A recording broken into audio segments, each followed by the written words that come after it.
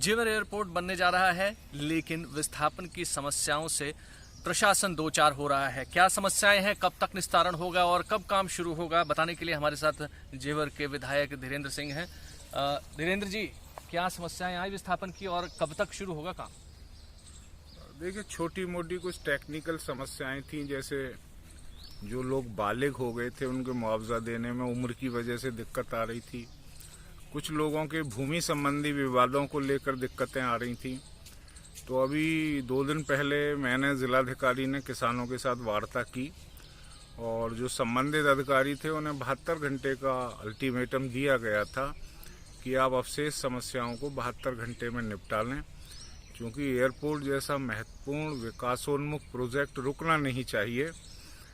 तो मैं समझता हूं कि आज मैंने फीडबैक लिया था अधिकारियों से, तो बमुश्किल 10 से 5% समस्याएं अवशेष रह गई हैं जो कल या परसों में दूर हो जाएंगी। उसके बाद जो नगला गणेशी है उसमें पहली हवाई पट्टी का निर्माण बहुत शीघ्र अप्रैल माह में कार्य आरंभ होने की पूरी उम्मीद है। कितना वक्त लग सकता है सर, क्योंकि जिस तरह से चीज़ें पॉलिटिकली हो रही हैं, राजनीतिक तौर पे उत्तर प्रदेश किसान आंदोलन से भी दो चार हो रहा है और तमाम तरह के विपक्षी दल इस चुनाव में चूंकि सर पर ही आ रहा है, तो तमाम चुनौतियां हैं सरकार के सामने। ऐसे में विकास का जो प्रोजेक्ट एक मॉडल सामने रखा गया है उसमें ये सबसे बड़ा प्रोजेक्ट है। क्या लगता है आपको, कब तक ऐसा होगा कि आप वाकई में इसको जनता के सामने मूर्त रूप में रख सकें?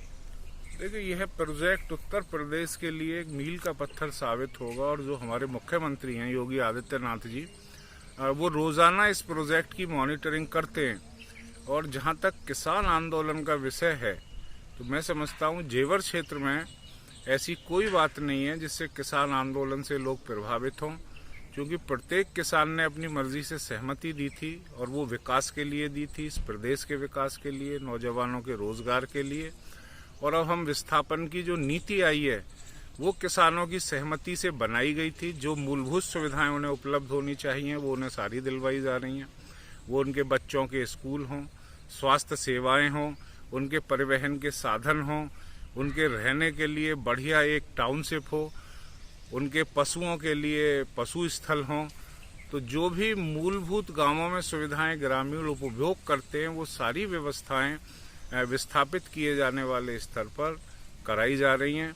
और मैं समझता हूं कि किसी आंदोलन का इस प्रोजेक्ट पर कोई असर नहीं पड़ेगा और ये नियत समय में जो कोरोना की वजह से डिले हो गया था, अब वो अपने नियत समय में अपनी गति को ये प्रोजेक्ट पकड़ेगा और हम समझते हैं कि 2024 तक पहला रनवे बनकर तैयार हो जाएगा और यहाँ से उड़ानें प्रारंभ हो जाएंगी। तो अगले महीने बड़ी खबर है, अगले महीने हो सकता है कंस्ट्रक्शन, पूरा एयरपोर्ट बनने का मील का पत्थर जो उत्तर प्रदेश का है वो शुरू हो जाए। अभिषेक आनंद, ग्रेटर नोएडा, आज तक।